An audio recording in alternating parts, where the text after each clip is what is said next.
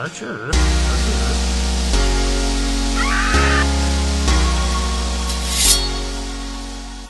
Ciao ragazzi, sono Ajax. Come state? Benvenuto a Plutonio. This is Plutonium. Welcome to our world. BC is still not available. He is still captive in Captive Minecraft, a achievement-based game created by the Farlanders. And hopefully you can understand what I'm saying. I think our machine is still working at spawn that we had to create last time, which should be good. But I have good news. I heard that BC is really close to accomplishing the tasks in that Captive Minecraft, and rumor has it that he'll be out of the Captive Minecraft prison sometime this week and hopefully be back on Plutonio in a very short amount of time. So I am still your host, and yeah, it's been a little bit since last time we were together. A lot's been going on, and you know, with BC Trapped, I've kind of been helping out around the place, and last time we were together, we did a world tour episode, and I'll tell you what, you know, there was a lot of times when during that world tour, I was kind of running around fending for my life, as if you know, because I don't have very good armor, very good weapons, or anything like that, and I really think that we need to change that. So I'm out here, and this is the last project that BC and I did together. This is the desert village that's right, oh gosh, it's right on the outskirts of the taiga. And there's some caves over here that I've been going in, and I thought maybe today we could just do a little bit of caving together, and hopefully I can gather some resources, namely diamonds. I really would like to get some better materials. This sword that I have in my hand, I actually just found sitting in a chest around spawn, so I guess you could say it's borrowed. And I also have some armor here, some iron armor, which is good. I took the iron from the what do you call it? The spawner, the golem, the iron golem spawner that's in Plutonio. So in the spawn area. So yeah, was able to make some iron armor to get us started, and I've got some pretty basic iron tools. But other than that, I really don't have anything. And I know what you're saying. Yeah, sure. Well, you know, Ajax, all you do is record, and you know, you're really not a big adventurer, so you probably just really don't need to worry about that kind of stuff. But, you know, what about times like this when, you know, BC needs to rely on me to kind of take the reins? So, and, you know, I want to prove that, you know, I'm a formidable person in this world as well. So, with that said, I want to gear up a bit, and we're just going to work together, so... Oh man, getting all the mob kills right now. So I already started kind of working in this cave a little bit, and I'm just going to shortcut my way down to here, to this ravine. Wow, lots of squid ink. That's great. So we're just going to kind of work together and see what we can dig up in this cave. So lots has been going on. Like I said, BC's still gone. I think he's going to be back real soon, and I'm looking forward to his return. So that should be cool. I've actually got a chance to kind of, like I said, do some things around and help out where I can, and was able to take the boys, Creeper Hugga and Anonymous, took them camping the last weekend, which was really cool. We went camping in out in the I guess not really too much of the wild. Unfortunately, we had to kind of keep it local. There was the two boys, and then there was a bunch of other boys that were from the local area that were friends of Creeper and Anonymous, and they also belonged to the Grupo de Scouts that are here locally. And so it was basically a bunch of Boy Scouts that were all working together, and their main objective for the camp was to cook their own food. And they did a really, really good job. It was a really good time. The weather was great. It was nice and clear. There was no rain or anything like that. It was sunshine, but it was freddo, amici, molto freddo. Very, very cold. I think the high was about I think it was about 5 gradi, and the low was right around 0. So yeah, it was pretty much right at freezing the whole time. So it was definitely cold in the morning when I had to wake up. Luckily, I have some pretty good gear, and it wasn't really cold sleeping at night. But sometimes Mother Nature makes a call in the middle of the night and wakes you up to tell you that you need to go to the bathroom. And those were the times when it was definitely pretty cold. Hey, I'm just gathering a little bit of iron here. I don't really need to gather too much, just simply because we do have the iron farm. But some of this iron I want to grab just to be able to smelt it up and get levels, because that will definitely help us out down the road. But I don't want to spend too much time gathering too much of this stuff. So yeah, the objective of the camp out was pretty cool. The boys actually cooked their own food. Each person was responsible to bring the stuff that they were going to cook, and they each had to cook food not only for themselves but for one other person. So we kind of everybody paired up. Each person that was cooking, each boy that was cooking, paired up with an adult that could eat the meal with them. Oh my gosh, I forgot. I am on UHC mode. Yeah, so each person paired up with somebody that would cook and somebody that would eat. Hey, all right, gold. And so basically everybody kind of had different food. It wasn't just one meal that was prepared for everybody. So we had one boy that made hamburgers, and we had another boy that made hot dogs. I hear skeletons. We had a boy that made cheese quesadillas. It's like a tortilla and cheese formaggio. And those were pretty good. We had another boy that made, oh my gosh, he made a pasta with garlic and butter. I wish I had a silk touch pick. And I need some. So each person really kind of went into their own little creative, their creative center, and made something that was pretty good. It wasn't just a matter of making something very, very basic, like bringing a sandwich or something very simple. So some people cooked. The next morning, they also had to be responsible for cooking, and we had everything from pancakes to bacon.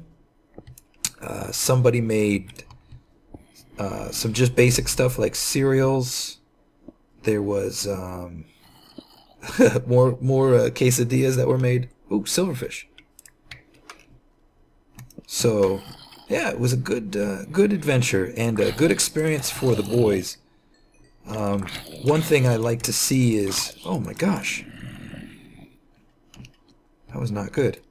One thing I like to see is young people who are working at trying to make their lives better. And I think it's important that young people, especially teenage boys, I think it's very, very important that they learn a skill before they leave their parents' house and head out into the world. Of course, everybody leaves at different times in their life. Some people stay with their parents longer than other people, and there's nothing wrong with that. I don't think there's a specific age that you really just have to get out of your house. But I think it's really dependent on the state of mind. So, if you have a teenager who's very stubborn and hard-headed and insists on being treated like an adult, but they don't want to act like an adult, perhaps it's time to, teach that individual a little lesson in being an adult and ask them to, hey, why don't you get out and go experience the world if you're so tough and independent. But I remember, I remember when I was a young boy, and I took a home economics class. And for those that don't know what home economics is, it was a class where it was in the middle years of school, in middle school, and it was a class where we were taught how to cook and to sew, to make clothes, just to use not only a needle and thread but also a sewing machine. We were taught the art of not just cooking, but preparing a shopping list and learning how to plan for meals, and that's kind of all the same things that that these boys were working on as well. Not just the, can you cook a meal, but can you actually plan for something and survive, and not just plan like, okay, let's make a plan for one meal. No, it's like making a plan for an overnight trip where, the only way that you're going to receive nourishment, the only way that you're going to get something to eat is if you plan ahead, you bring it, and you're able to prepare it on your own. So I think it was really good, and I think it turned out really, really well.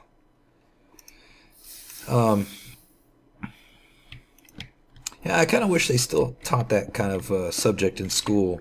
Even now, I talk to, Creepahugga and Anonymous, and they don't get that same kind of curriculum in school. It's stuff that's not even offered. But I will say that I don't remember having classes that taught as much of a world perspective as they get. And I think that's very, very important. So one of the things that that these boys learn here, living in Italia, is they get a bigger world perspective of where they are and the thing that's going on around them. I think they're a lot more connected to... I'm really not paying attention if I'm missing all this stuff. I think they're really a lot more connected to current events. Let's see if this happens to... Oh, there's a lava cave. That could be beneficial. Or not. So I think they're a lot more connected to current events. And they definitely, kind of have a broader understanding of the things that are going on in the world. And, they may not fully get why they're going on. They may not fully comprehend, why things are certain ways. But they definitely get the opportunity to gain perspective on politics and world governments and things like that. So I think that's very, very valuable and very good for young people to gain. I think growing up, one of the things I had a hard time with growing up was reading. It's not that I was a bad reader. I just didn't enjoy it as a kid. I don't think it was really something that my parents stressed in the household. I never saw my parents reading. It wasn't a leisurely activity. When I was growing up, it was being in front of the television, and that was really it. There was no leisurely reading. And even in school, there was book reports and things that were due like that.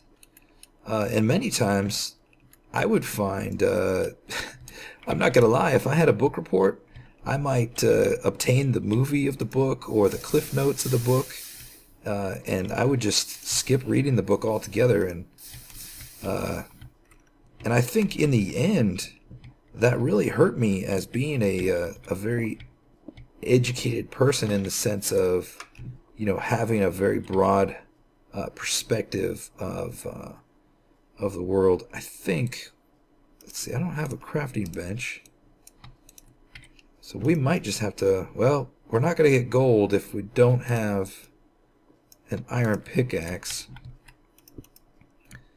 So we just need to smelt some of this up real quick. And iron. Oh, let's just burn this 6 right here. So yeah, I think one thing I've noticed is all the children, Creeper and Anonymous and Lilycat, they're all very, very big readers. And I think that's really great. I think the more they read, the more knowledge they gain, and the more perspective they absorb. I heard a quote once, and the quote was, 10 years, nice, achievements, woohoo!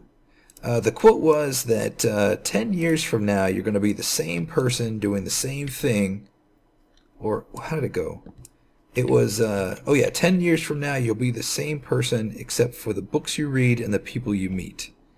And I really think that's true. I think that, talking to people, meeting people, all those things, interpersonal reactions or interpersonal relationships that you develop with people, the communication you have with people, the books you read, all these things lead to the enhancement of the quality of your life. And they're ultimately important for educating you as a person and, building the culture that you are. And this looks like it's not really giving me anything else. I think, the culture is kind of like like a person's culture. It's kind of like the defining container in which a person is held in. And I think that, a lot of our culture as people is defined by the way we grow up and perhaps the values our parents teach us, and even the neighborhood we grow up in, the interpersonal community or the interpersonal relationships that we maintain through life. I think all of that has a huge influence on the culture in which we subscribe to and the beliefs and values that we maintain throughout our life. And so I think by taking time to study, to read, to learn, to absorb various artifacts of other cultures and people and nationalities, I think in the end it helps to enhance and further define the culture in which we'll associate ourselves with ultimately in life. And I think that's really important. Here we go. I definitely feel extremely fortunate to be able to give my children the opportunity to travel throughout the world. We try to travel to as many places as we can, and to experience as much stuff as we can.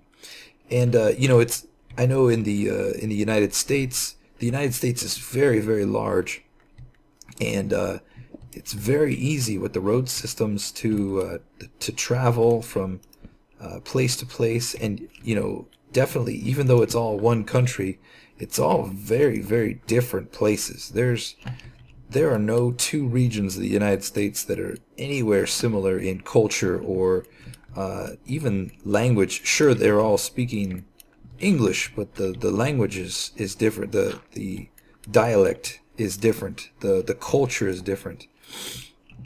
And so, but ultimately, it's still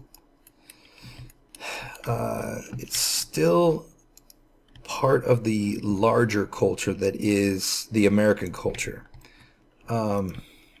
Living in Europe is such an awesome opportunity because the entire continent of Europe is smaller than the United States, and yet the variety of culture and language and people is so vast that the experiences you're able to have traveling around Europe are just amazing. And even traveling in and around Europe and Eurasia, there's such an opportunity to experience just massive variations in culture and in traditions and in people and everything. So this cave, I know I'm going around in circles, but oh yeah, I just was here. I know I'm going around in circles, but I'll tell you what, it looks like we might have just kind of caved this out. I don't see too much else that's standing out to me as exciting and profitable, which may be a sign that I think we have kind of reached the end.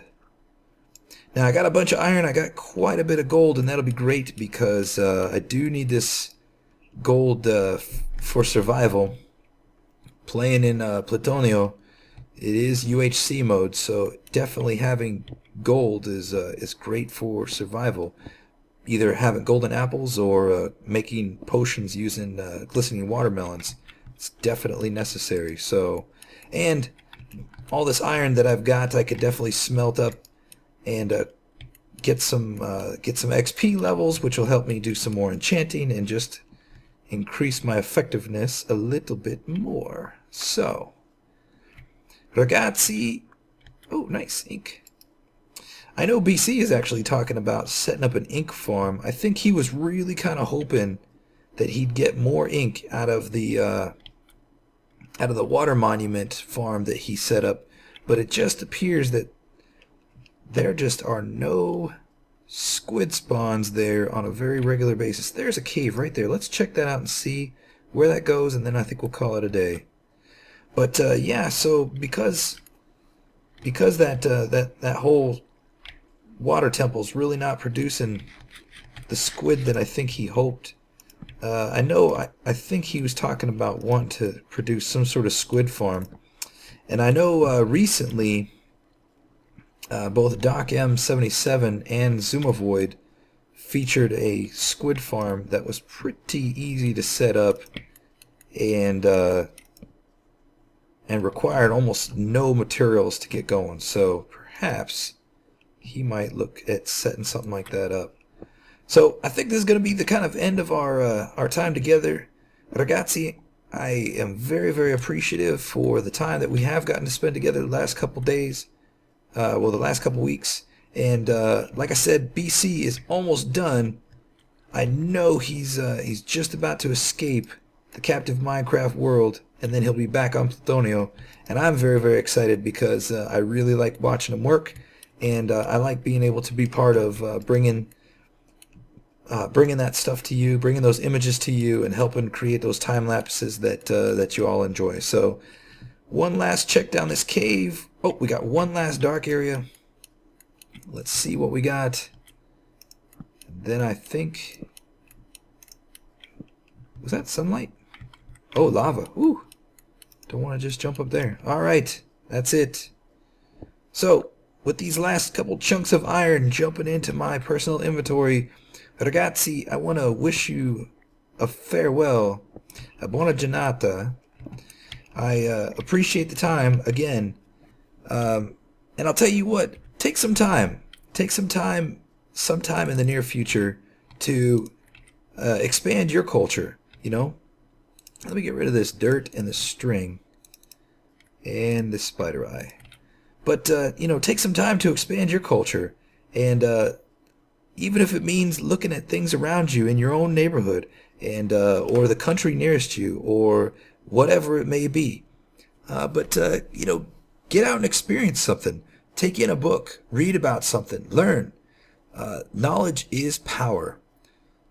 Even 5 minutes from now, you're going to be exactly the same person you are right now, except for the people that you meet, the interpersonal reactions you have, and the books you read. All these things make you a better person and gain your perspective. So, amici, I love you.